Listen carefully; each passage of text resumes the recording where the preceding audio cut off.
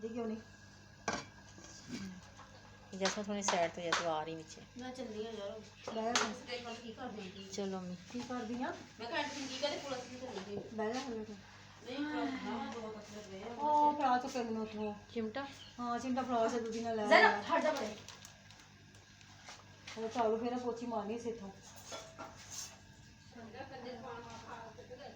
कौन पता नहीं किसने सीखा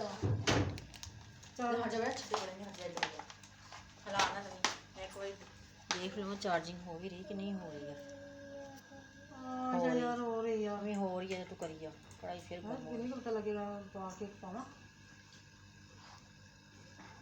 चल दी वीडियो हाँ है ना वीडियो चलन दी हुन मैं पकड़ के रख दी जो ये देखें गाइस अब हमने ये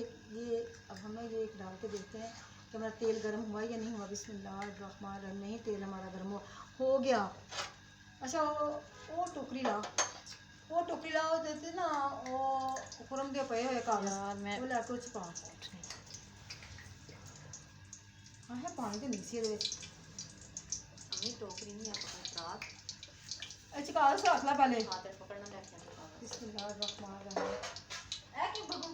खान दीजिए तूने क्या खा खांदी रहे जो कुछ खांदी पी है यार मिट्टी ना रोड़ा ना खाती होगी ते मट्टी तो नहीं खा रही दिखा हाँ मट्टी नहीं खाना अच्छा मुझे को मत हाँ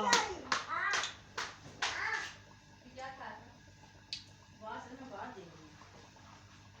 बाहर ऐसा लगा लो खा के कुछ तेल लगा है देख ले कोई और मिर्च खाते गया हो या इधर रख लो हमें रखी बहुत आ मैं जा रही हूं चलो मेरा को क्या दे नहीं आंदी पई यार मोदी पक्के ओदी कैमरा दी खुशबू नहीं आ रही पके लिया हाँ आ जाएगी बस अच्छा जी मैं पकड़िया सी मोबाइल हले गर्म ही नहीं होया ਐਵੇਂ ਕਰਕੇ ਚੱਲ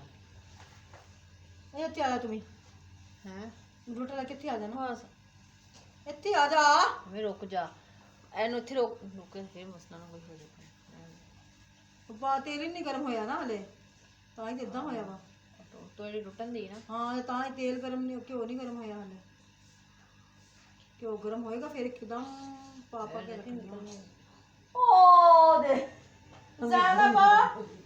आ मेरे रब्बा बई गंदी बिस्मिल्लाह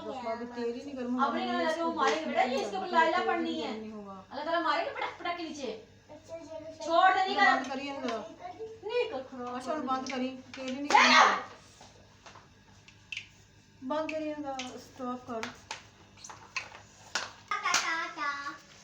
तो गाइस देखिए माशाल्लाह से मुंह तो गाइस देखिए माशाल्लाह से ये हमने टिक्कियाँ बना ली हैं सारी ठीक है तो हमने माशाल्लाह से दोनों को ख़त्म दिल न्याज़ भाई की तो वैसे अगर हमारी वीडियो पसंद है तो इसे लाइक करना शेयर करना हमारे चैनल को सब्सक्राइब करें माशाल्लाह से हमने सारी निकाली है देखें तो अभी और भी पड़ी हुई है वैसे लेकिन हमारे पास टाइम कम है इस वजह से हमने कहा है कि आप बहन बहन से शेयर कर लें तो अल्लाह पाक आपको खुश रखे बात रखे तो हमारी वीडियो पसंद आए इसे लाइक करना शेयर करना हमारे चैनल को सब्सक्राइब करें अल्लाह हाफिज़।